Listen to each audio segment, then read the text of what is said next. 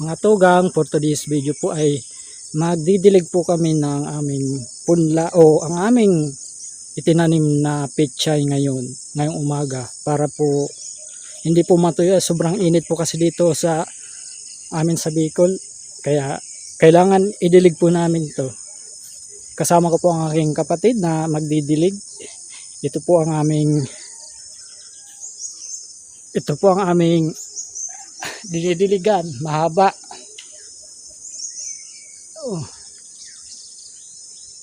Ako po tapos na magdilig. Tapos na po ako magdilig ng side na aking diniligan.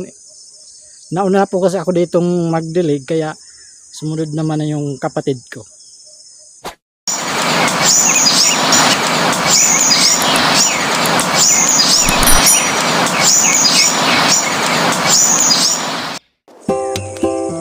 So mga tugang, ang aking kapatid nagdidilig na rin po. Medyo nakakapagod nga lang po magdilig eh. Ito po, yun po yung kapatid ko.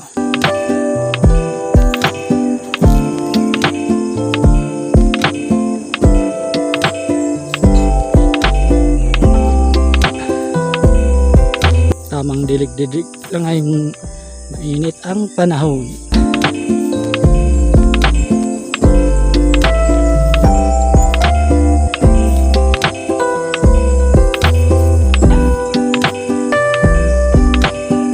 Medyo may kahabaan po itong plat na aming ginawa.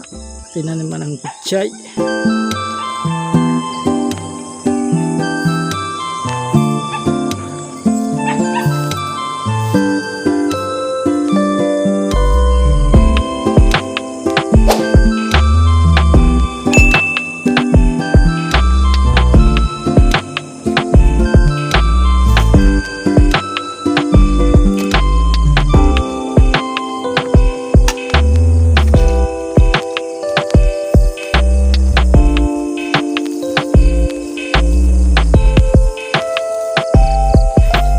Naginginig pang kamot ko pagal kaya.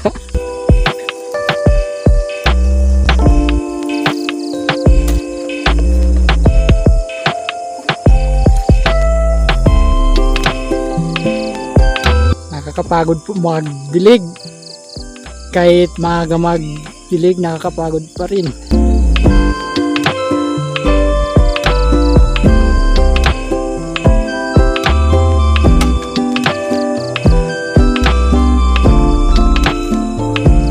Ito po yung plat na aming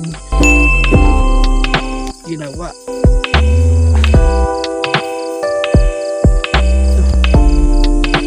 Medyo yung lupa niya ay nabasa na.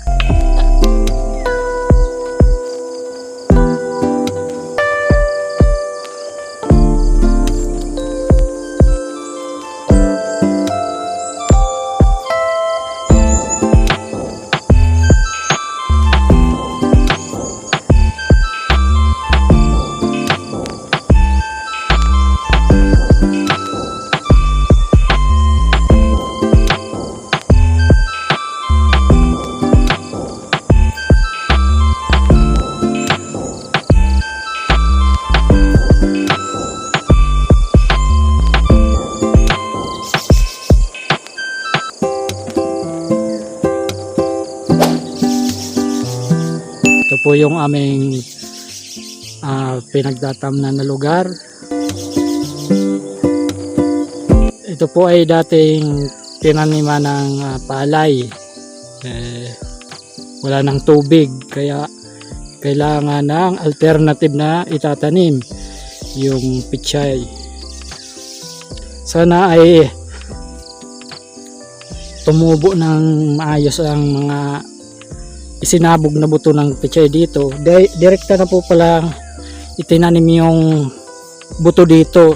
Isinabog lamang ng aking kapatid para hindi na po magpunla pa.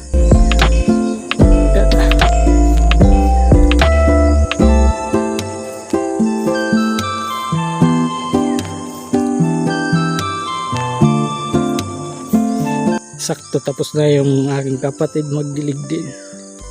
Sikat na ang araw.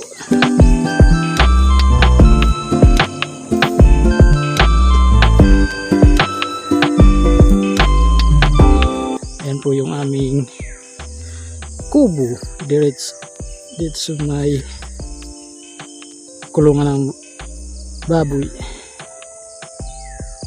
Ito pong ibang di pa po natatanuman na ito ay aararuhin pa po yan. Yan po yung dating pinagtamanan ng palay. Araruhin pa, medyo tigas-tigas nga lang ang lupa pero kailangan para sa ekonomiya.